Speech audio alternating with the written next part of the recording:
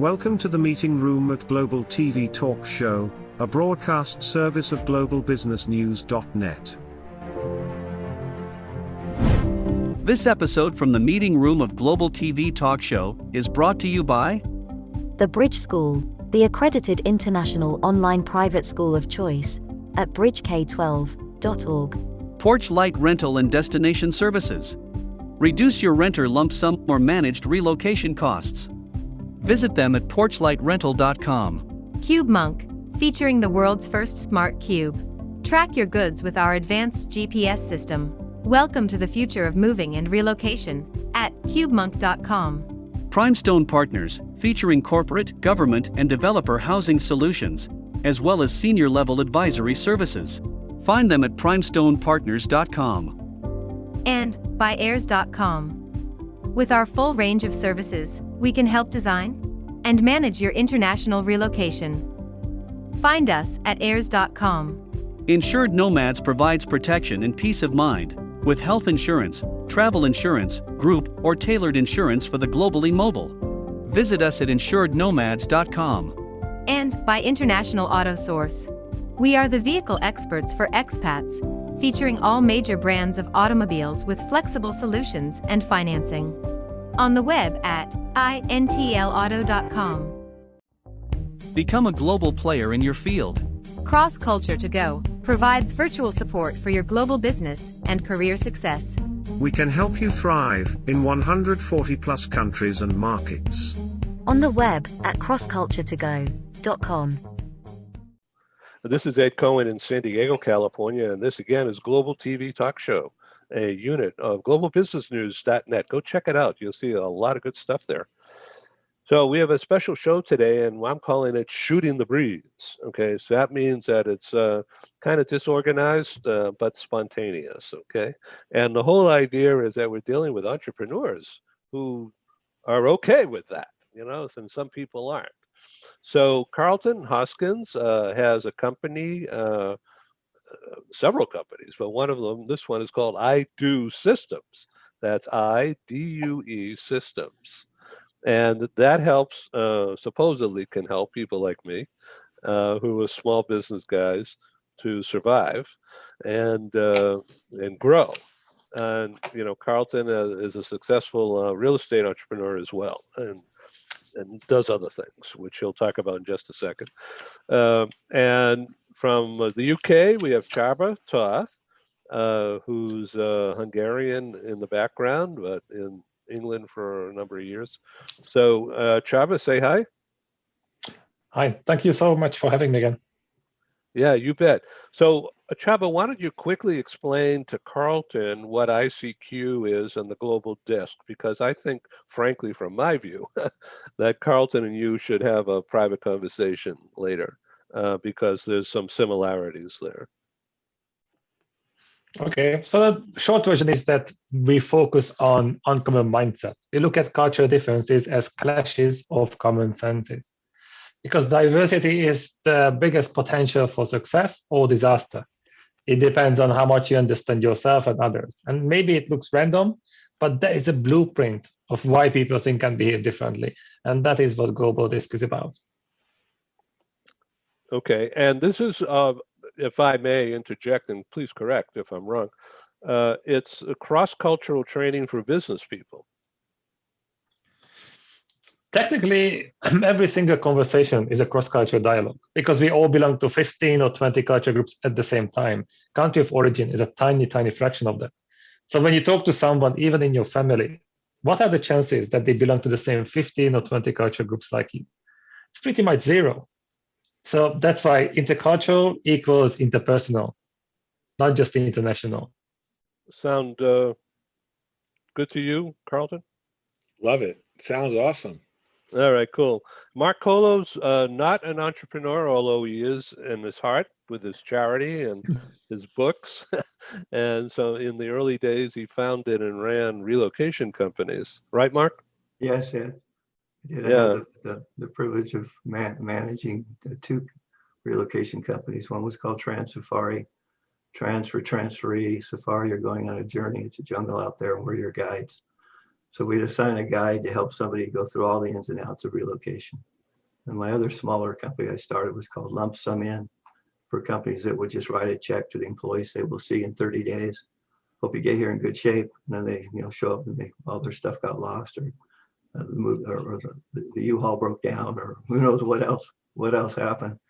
So we would manage that relocation portion for that transferee, and just manage their monies that they were given, the lump sum they were given. So that was called Lump Sum In. So basically, it was a risk reduction for the company to use you. Yeah.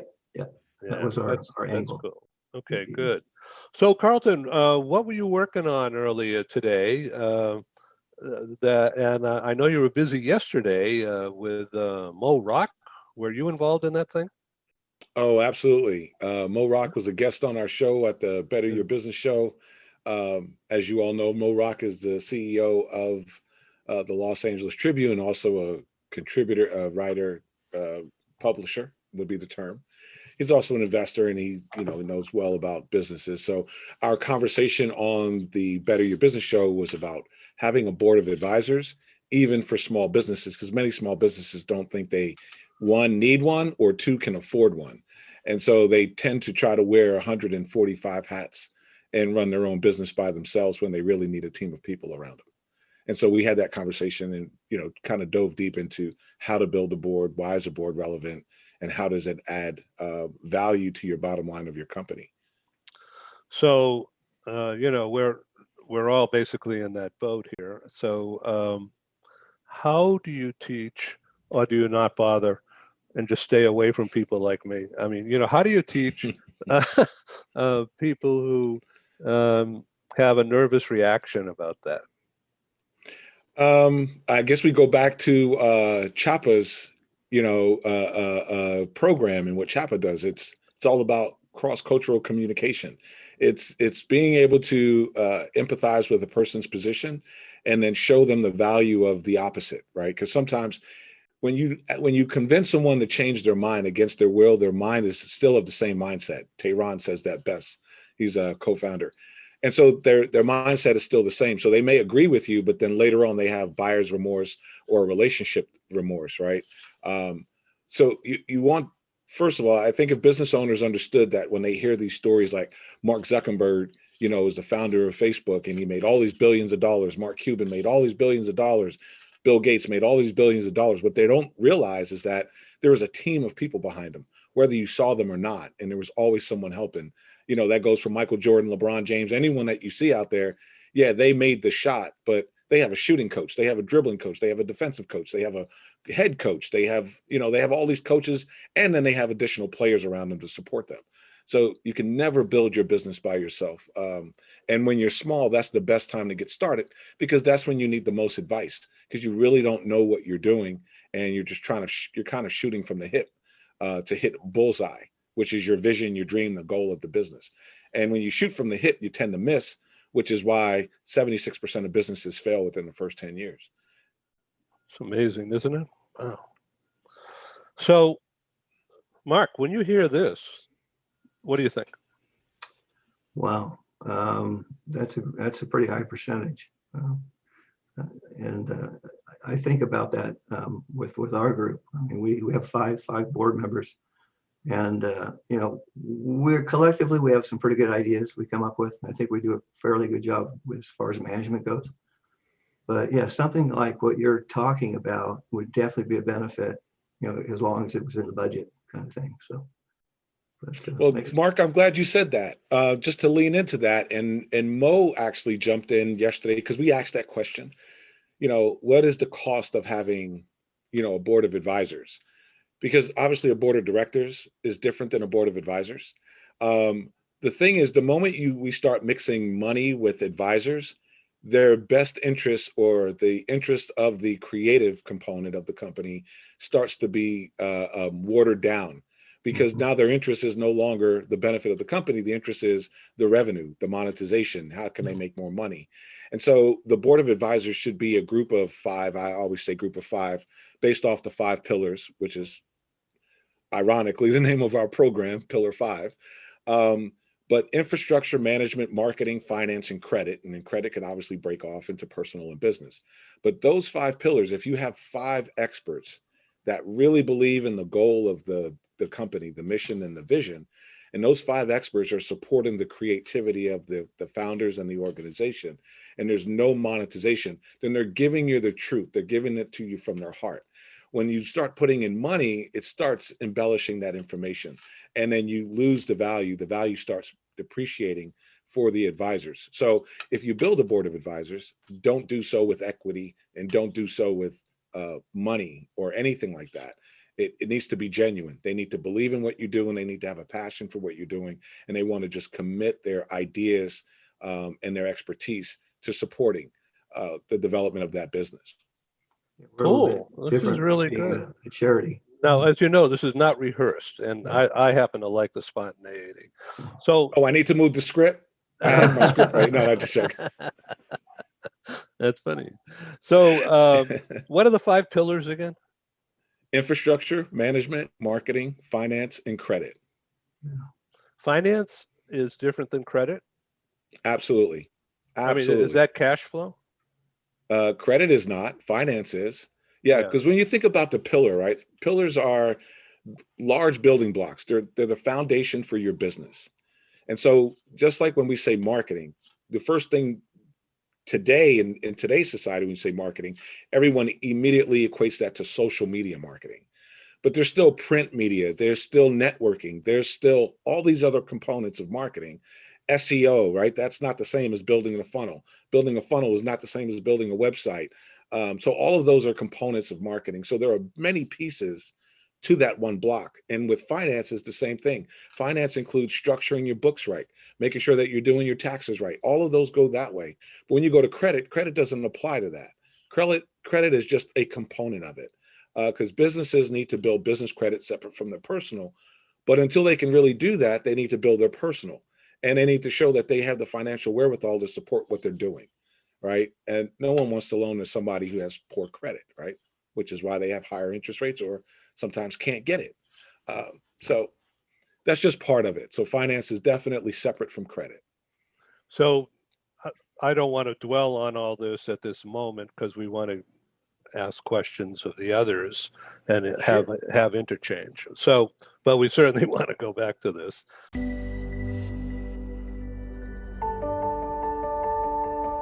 Something that's really neat is that the Bridge School partners with various organizations to provide learning for their students. For example, we partner with a major ballet company, and we are able to enroll several of their students into our school. So now not only is the student able to participate in a school and have a seamless transition while they're very active in their ballet career, but now they have other dancers that are with them that are doing some of the same courses. So it's almost becoming a camaraderie where they're taking similar courses, they're working together on their ballet, and really being able to form this great partnership with these organizations to provide a needed service. A lot of times there are student athletes who will spend hours and hours at the gym or at the basketball courts, wherever it is. And if they're attending a traditional school, they're in school from 8 to 3. They get a quick snack, and then they're at the gym for 3 to 4 hours in the evening. Coming to us and having that partnership, they're able to break that up throughout the day. They can have a morning practice, get some schooling in, have an afternoon practice, finish their schooling in the evening. So there's that flexibility. And additionally, if there are tournaments or performances, it's fantastic because if there's a week where they have shows straight through, they can take that week off of learning and then pick back up when they're done. So it offers this great flexibility. And for the program owners of these sports leagues, it is a win-win situation for them because they see this need. They see this need that their students need to make sure that they are obtaining the grades necessary to be successful adults in our country and in other countries. But it provides them an environment where they can be successful at both.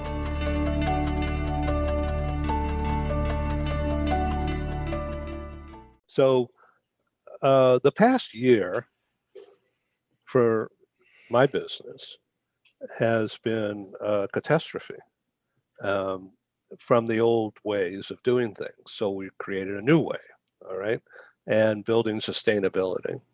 So up until last March 1, the primary, in a big way, the primary source of revenue was conference ticket sales and sponsorships, and a lot of meetings, probably 25, 30 a year, big and small. And then we had a secondary source of advertising, space banner ads, all right? And that was it, really. Didn't even know how to do Zoom, right? So, and then COVID came, and our last meeting, very briefly, last two meetings were in New York and Washington in late February, and both were sellouts, live meetings. It was great. Came back on the plane, there was, instead of, in addition to the flight crew, there was me in this whole plane, right? And you knew something bad was happening, right? Because it's unusual. So, and that's a long flight, 6 hours. So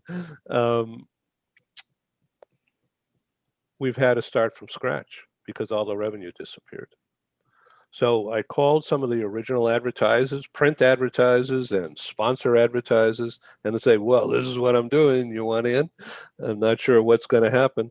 And some of them, you know, jump right in, and it saved my ass to keep me going. So, but it's not enough to sustain. And it is a major, major problem. So we'll get into that later. So on a charity, Mark Colo, you've written a book. Why don't you hold up that book again so people out there can see the book? And Csaba, I want you to hold up your book too.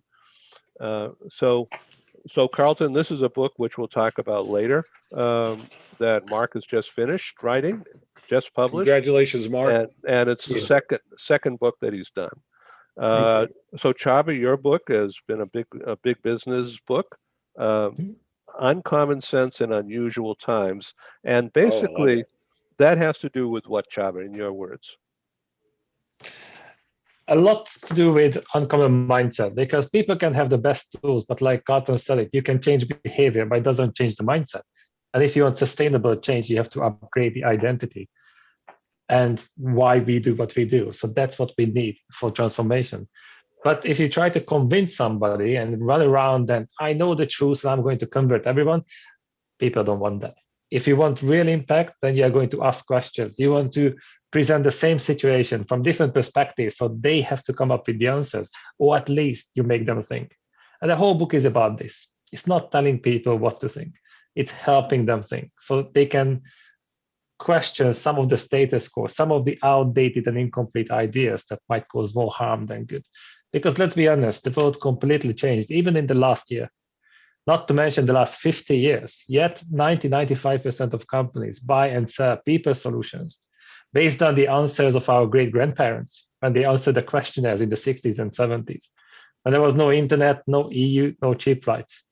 Yet the companies right now are using those. So it's almost like they're trying to fix a smart TV with tools designed for black and white ones. Yeah, you can try it harder, but that's not going to give you the results that you want.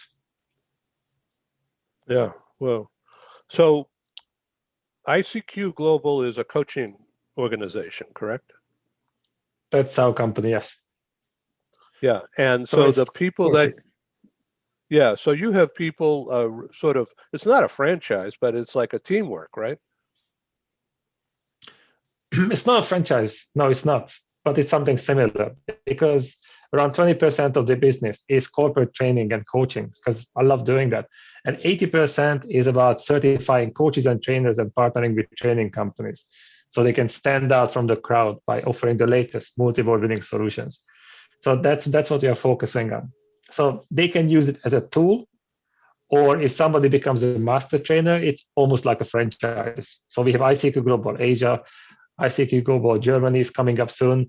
So it's somewhere in between. They are independent, but they are not alone. Because this is what I noticed last year, that a lot of coaches and trainers interact with a lot of people, but it's a lonely journey.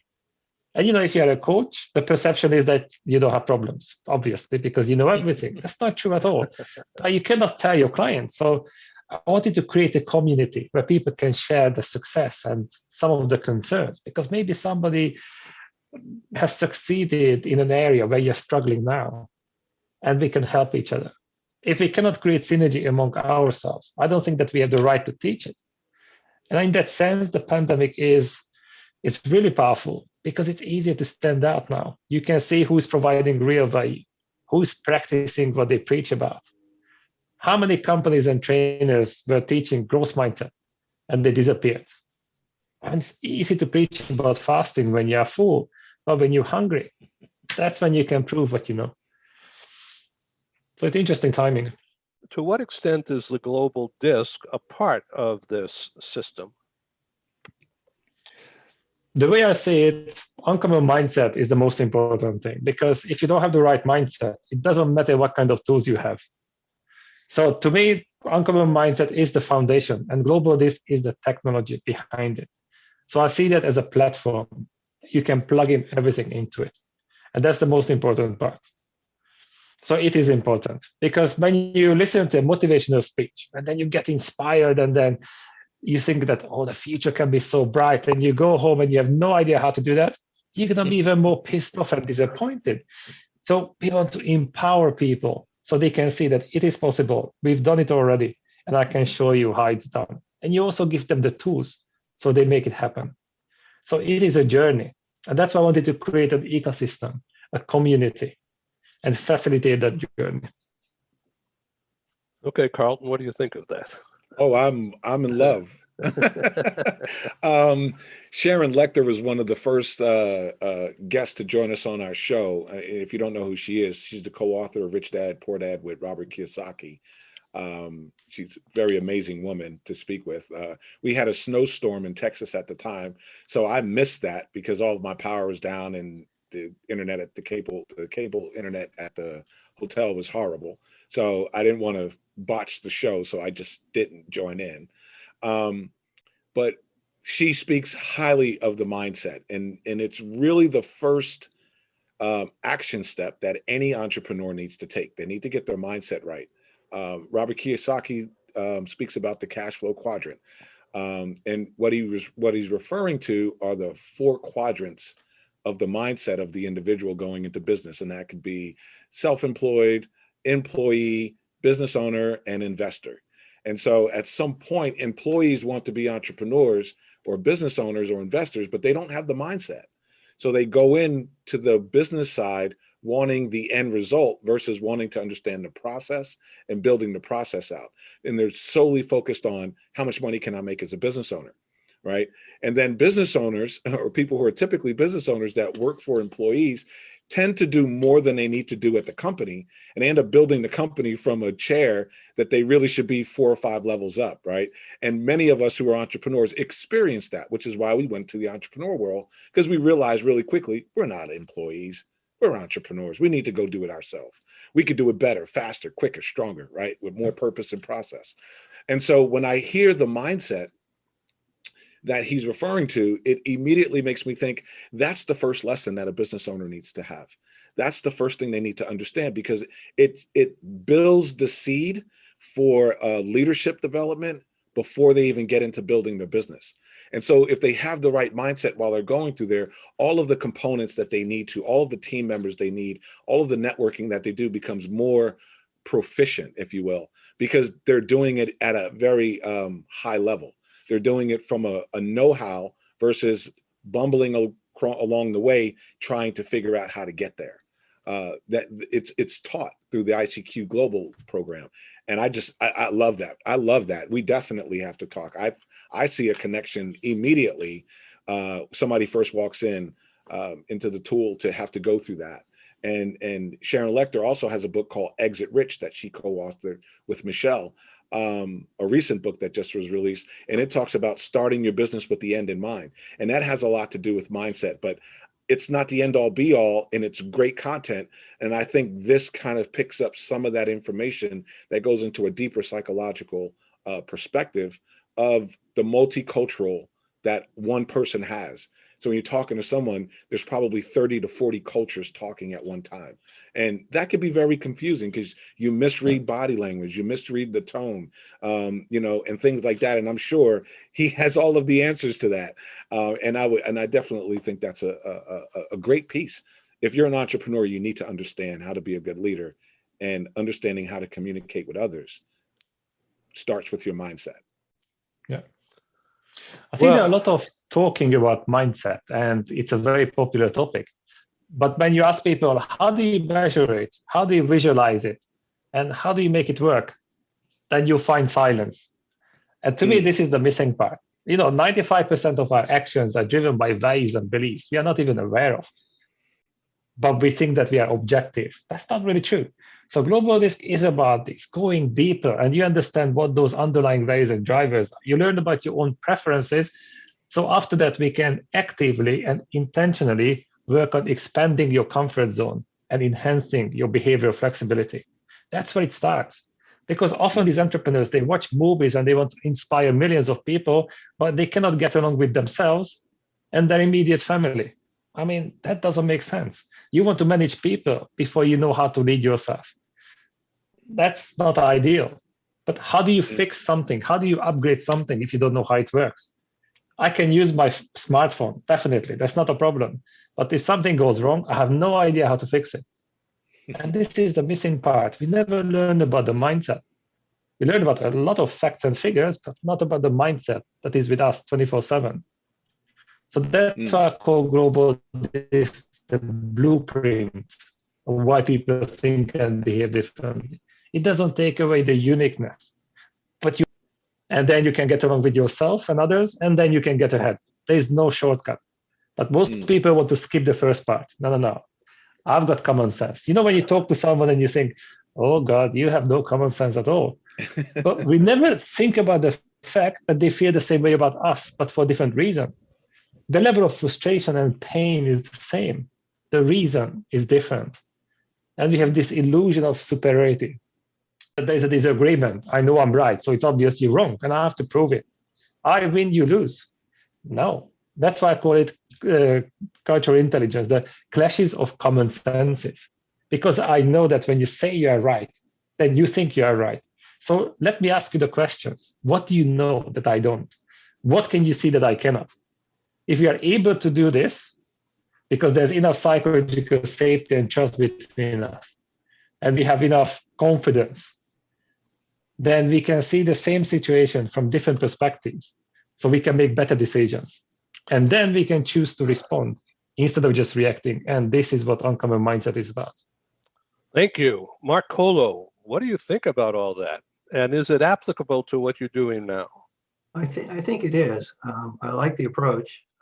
We for our foundation, we're a 501c3 nonprofit, so we're a little different than just a business in the marketplace.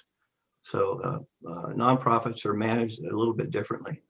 But we just, as a board, we talked about what's our core purpose? What do we really want to get done out there? And then we had to put together some kind of a strategy. And what we came up with was what we call our perimeter of hope. And basically, there's about 6 different quadrants that are concerns for individuals when they get diagnosed with a neurological disease, such as Parkinson's or Alzheimer's. We've got about 6 to 8 of them that we focus on pretty firmly. And we're also open to other chronic neuro diseases. But we have about 6 or 8 that are primary. But we thought, well, what does the individual that gets diagnosed with these diseases? What is their first basic concern? And typically, it's mental health and mental wellness. I mean, if you think about it, let's say you lived your whole life as an athlete, or you've been very successful in your business and work, and all of a sudden you're sitting in front of a physician and they say, hey, sorry to tell you this, but you've got Alzheimer's. It's not quite so curt as that, but the concept is true. How do you feel about that if you hear that from a specialist? I mean, that's a big blow. So we focus on the mental health first and foremost, and then we tackle each one in sequence after that of in terms of importance to the individual. And those other quadrants are financial planning, estate planning, housing and relocation. You might have to downsize, go to a lower cost of living area. education and tuition, medical research, and information services. So if we feel we can cover each of those different areas effectively, that individual will be better off in the long run, and they'll have a greater hope for the future. So Thank you, Mark. Thank you. That's awesome, Mark. Yeah. I love it. So, Karlton, you don't help people make money. You help people think about how to do it, right? I love the way you pose that question. That's a really good question. No, in one of my mentors a long time ago, Charles McCann, if you're listening to this, one of the things he says is that as an entrepreneur, you never make money, you generate revenue. No, I don't help business owners make money. I help them build a foundation so that they can generate whatever revenue that they, are willing to put the energy in for. I want to call it automated coaching. And so I want to give just a little short snippet of an example of that. Please. Because my son plays baseball, right? He can go to a baseball coach every week, 3 times a week, and he can walk through the forms, the positions, the elbow positions, the wrist positions, the finger positions, the leg stretch, the push off, the hips, the whole thing. But when he goes to the game, he has to remember that. He has to remember to go through that sequence. So he's a pitcher. Yes. Yeah. Okay. Good. Yeah, he's a pitcher. Well, so whoever thinks about that, if you're not a pitcher, what's about hips? I don't. That's right. Right. What's going on with the hips? Right. You lead with your hips. Right. So you don't get out in front of the ball. So he can do this very well. Right. When he was 9, he was pitching 58 miles an hour at 9 years old. So he can throw a baseball very well, but he gets in a game and his mind gets flustered by the fact that he may have hit a batter before, or he thought the pitch was a strike, but the ump didn't call it a strike. So he's getting all flustered, right? He's all out of his mind. And he starts breaking down those mechanics and he starts leaving pieces off. And so that's the same thing that entrepreneurs do, right? We get into business and we get this start, but we know the mechanics, but we get flustered because there's something in front of us that's blocking our way and we can't do it the right way. And so that frustration leads to the frustration of how you talk to your customer, right? And then now you've pissed your customer off. And so now your customer wants to cancel. And so now there's some, and it just becomes this big whirlwind of problems and headaches that the business owner has to deal with. And so when they could sit back and say, this is the task that I have to do, and this task is going to compel me forward, something has to guide them. And that's what our system does. It just guides them down the road. A really good statement to that is when you started your business, and in fact, I'm going to ask everyone on this call right here, on this panel right here. All of us are entrepreneurs. All of us have our own business of some sort. When you started your business, did you receive a business manual, a manual or a step-by-step guide or instruction manual like you would when you buy a table that you got to put together for your wife? Was there an instruction manual in the box to guide you? The answer is absolutely unequivocally no. No, right? No one has an instruction manual. If we had an instruction manual, even if we get frustrated at step 1, we can always go back and look and say, what was that piece again? A1, B1, okay, connect that to this. We can always go back and know how to connect that piece. And that's what Pillar 5 does. Pillar 5 makes that connection. It guides them step by step through a checklist to achieve sustainability. So if they're following those steps, to answer your question, Ed, to follow those steps is their path to generating revenue. Because as we always understand, if you do the process, revenue will come. If you chase revenue, you'll negate the process and you won't be in business very long. So once again, the process that you mentioned, because an entrepreneur who's hell-bent on getting that sale is not going to think about the hips and the knee, right? This is going to get that person by the throat, so to speak, and make sure that my point is in that guy's head. So he writes a check, right? But the process that you're talking about is B1 connects to C4 by the chain that goes this way, and it will happen repetitively if you do it right. And Correct. you have to plug and play, if you will. What does that mean in the making of an advertising space sale? What does that relate to, in Mark's case, getting a donor to the charity? Correct. Say what that person's needs are. In the Mark's case, what does a donor look for in a charity? Why should they give money? What are they going to get out of it other That's right. than feeling good? They want something out of it because it's all a very practical business.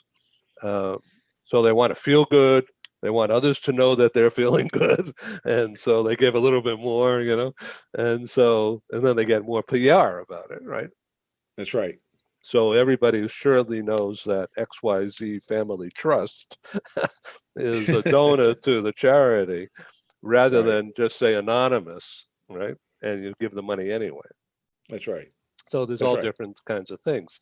So Karlton, when entrepreneurs are suffering from anxiety and people who they thought were going to become a paying customer pushes them off, because who knows what's in the other person's head or the other Correct. person's world or the influences on that person.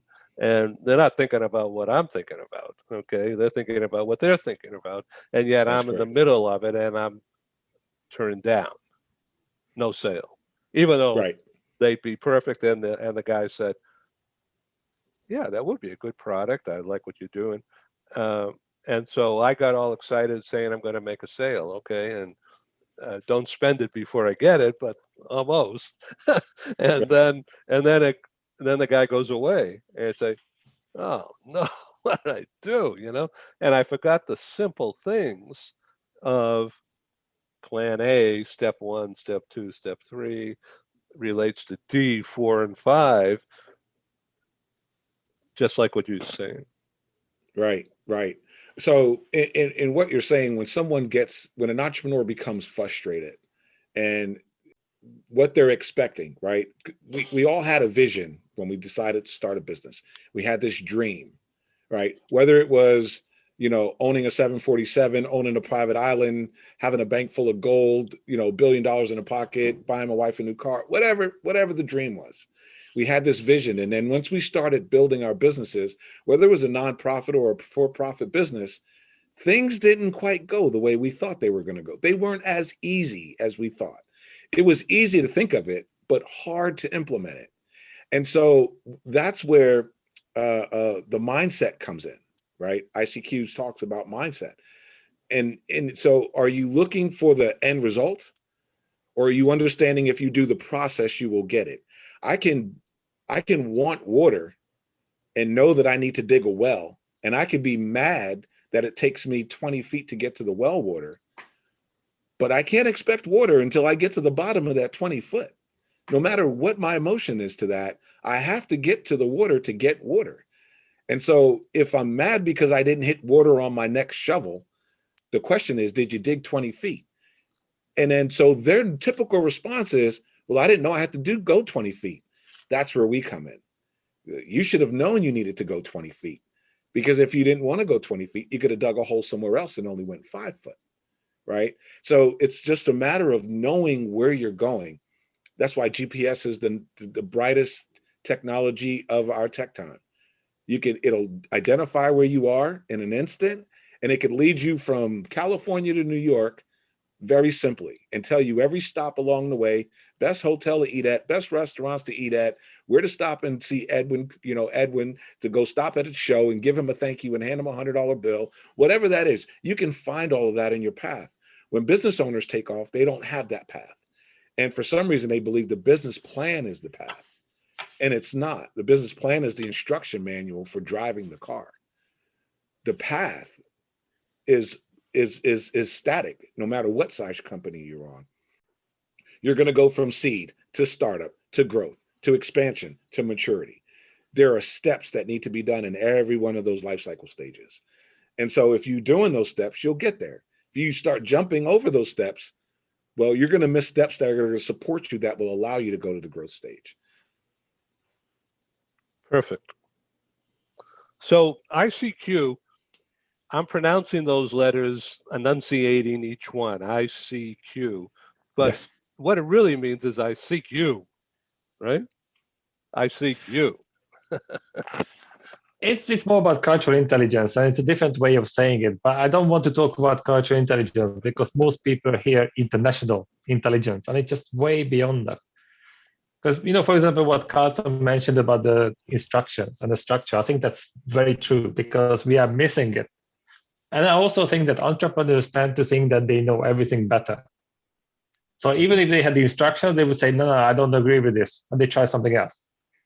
True. And maybe it's a good thing, but if it doesn't succeed, then they go back. So at least you have some guidelines. It's definitely important. So I want to jump around a little bit here, and this is not politics, it's business. So President Biden, he's doing a lot. So he's got it figured out. And of course, he has a good team around him, obviously advisors, right? But been in the Senate for all those years, for like 30 years or whatever, 30 years, maybe more. And he knows how that system works, it's almost instinctively. So yet he's in the presidency, and it's almost like being an entrepreneur, right? Because it's doing things totally different, and you've got to make the sales, and you've got to get the thing done. Yeah, it's a business. I don't know. I think you're dead on, lost Edwin. in the weeds here. No, you're dead on. We know that the U.S. was incorporated, at some time in the past. And so from that perspective, it is a business. It is a business, and you have to run a business. And he has financial advisors, right? He has he has a PR group around him. So he's not missing any of the infrastructure. There's management teams around him. There's credit teams. There's SBA. There's all these components around him that supports not just him, but what he's trying to accomplish. And that's the key of having an advisory team. If I have an advisory team, I don't understand everything marketing. So they can look out into marketing and go, oh, hey, you're trying to plug your SaaS company? This is what you need to do. We don't bring experts on our team to tell them what to do. We bring experts on our team to listen to them because they know better. They have the experience, and they can guide us. And every business, no matter how small it is, if you're selling water bottles out of your trunk, you should have an advisor somewhere telling you where to get the best price on the water, where the best corner to put the water bottle so you can sell them, what time of day to be there. Like, there's so much more information than just pop the trunk and sell a water bottle. Because listen, if you're I said this analogy the other day, if we're in the ocean because our plane fell and someone says to you, I have a bottle of salt water here, do you want to buy it? That salt water bottle has no value because I'm sitting in the middle of the ocean. If it's not fresh water, I don't want it. You're going to kill me. So I don't want that. Right. And if I'm sitting under a mango tree, you can't sell me a mango. I'm just going to call it what it is. I can climb up the tree or kick the tree and have one drop on top of me. So we have to understand all of the components of our business. And because we don't want to go to school to be a lawyer, we don't want to go to school to be an accountant, we don't want to go to school to be a marketing director, and we have to do all of these to be an entrepreneur. It's easier to just reach out and get the experts. Even with ICQ Global, specifically with ICQ Global and Mark Colo, great panel here. ICQ Global now has a very distinctive role in the development of a business from my mindset, from a business and entrepreneur's mindset. That's the first step someone needs to go through. So now when a business owner comes to me and goes, I want to start a business, Carl, I'm going to go, you need to go to ICQ Global and you need to go through their DISC program so you can get your mind right. When you get your mind right, come back. Then I'm going to ask you, what do you support other than generating revenue for your family? Well, I have causes. Have you spoke to Mark Colo? Mark can advise you on many things, a nonprofit, whether it's specific to his nonprofit or just being able to give you information on how to evaluate them, how to pick the right one. How do you know whether or not they're doing exactly what they're doing? Mark knows that because he has that expertise and that experience. Oh, you want to do a TV show or you want to get networking done? You want to build a radio show? Go meet Edwin. That's the person you need to talk to. It's always pushing people to someone else. right? And if you give that value to someone else, you'll get it back 10 times fold. I want to connect you guys with everybody else. Eventually you'll come back and connect me. And if you don't, I did a great deed. It's not with expectation. Thank you, Karlton. Well, Karlton, what's your website so people can reach out there? Oh, absolutely. And we're moving to a new platform. We're going to have a brand new look, and I'm super excited. That'll roll out in about 10 days. But you can go to www.pillar5.com. And Pillar 5 is all spelled out, PILLARFIVE.com. You can go there. You can actually get a 1-day free access to our software. Whether you're a coach or an entrepreneur, just go into the pricing page right underneath the buy now button. You see a 1-day free access. Click that button, go in, do an assessment. Here's our magic, really, Edwin. I know we didn't get an opportunity to say this. I want to say this really quick in 30 seconds flat. When you go to ID Systems, it will identify the life cycle stage that your business is in. That's our superpower. We've built an algorithm that can identify any business's life cycle stage, whether you're DuPont or Doolittle, it doesn't matter. It can identify the life cycle stage you're in.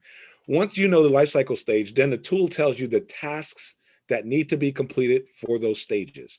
And you can just walk and follow your way out. You will need the help of experts. We are not the experts. We refer to Edwin, Mark, ICQ Global. We refer to the true experts in those industries to support you on your business growth.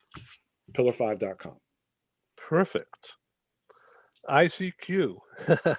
How can people learn more about that? I know they can just do a search on that, but what's better? The easiest option is to connect on LinkedIn. I'm always happy to connect with everyone who is passionate about this topic. And then icq.global, that would be the website. But for example, we run a lot of webinars, podcasts, and also Uncommon Mindset Bootcamp at the end of April. Oh, boot camp. So, but without the boots. Yeah, because it's pretty hardcore. It's a lot. And it damages people a little bit, but for the right reasons, because, you know, evolution happens under pressure. So it is a lot, but it's a kickstart. And also we facilitate that journey so they can become part of a Facebook group. They can hang out with people who are on the same path. Because if they just go back to their old habits, then nothing changed. It doesn't matter what kind of workshop you do or coaching. One session is not going to do anything. People go back to their old habits. So information doesn't lead to transformation. That's not going to happen. People need to experience it. If it doesn't hurt enough, you're not going to do anything about it. So that's 4 days, 4 times 2 hours, and it's going to hurt enough, but for the right reasons. Thank you. Csaba, that's CSABA. Last name Toth, TOTH. Mark Colo, yeah. Mark Colo, find neurohelp.org. Yeah, that's it. Yeah, well, I've really enjoyed this conversation today with everybody. Great panel. Enjoyed each one of you and your thoughts and comments. Karlton, you as you were talking, it made me think about diversity, you know, and how important it is to have diversity. And I'm really very keen on that these days. And our board is made up of 5 individuals that are extremely different from one another, but each one has a strength that they bring to our board as a whole. And it's remarkable how well it works. But your ideas and concepts, I think, are very important, very valid. So I could see the need for somebody such as you that could come in and just kind of fine tune it and kind of get it a little bit sharper. So okay, awesome, Mark, I'd be happy. And I'm going to make sure I connect with you. Yeah, please do. So, and if you need any follow through, just bring me in. So this show is going to be put on our site, Global TV Talk Show, and that links right through to our YouTube channel where all of that will just sit forever, free access. And then we're going to be promoting it through our LinkedIn audience and connections. That's our primary source these days of direct action. We have indirects everywhere, but we have 17,300 and something direct connections from all over the world, over 100 countries. And we've our website, globalbusinessnews.net, which encompasses all these other sites. has in 2020, according to Google Analytics, received a little over 75,000 reader page views. And according to them, since January 1 through March 15 or so, it's approaching 20,000. So we're on track, and it's because of shows like this, they appeal to different audiences. And so through the groups in LinkedIn, we have membership in 93 of those groups. Some are more useful than others, of course, but there's a total reach power of just under 1 million. And so by the end of a multi-month time, say 10 to 12 months, each of those groups will receive this program.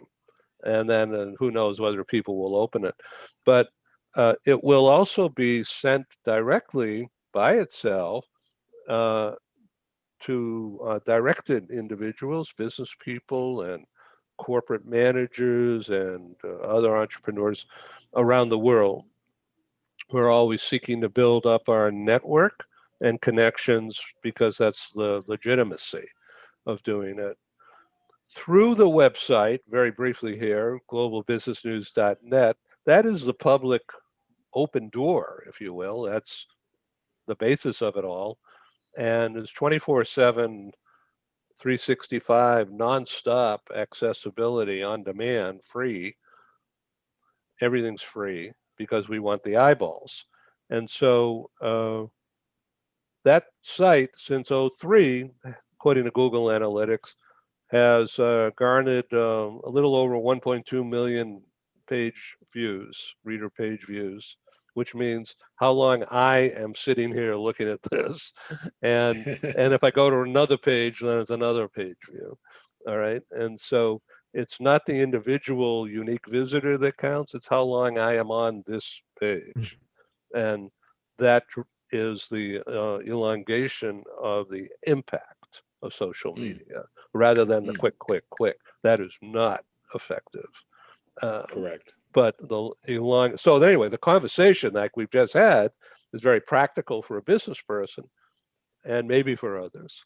And most of our audience going forward will be business people. Thank you guys for being on Global TV. I've learned a lot. And all the time you were talking, Carl, I was thinking of all the things that I didn't do this past month, and I'm wondering why I wasn't making more sales.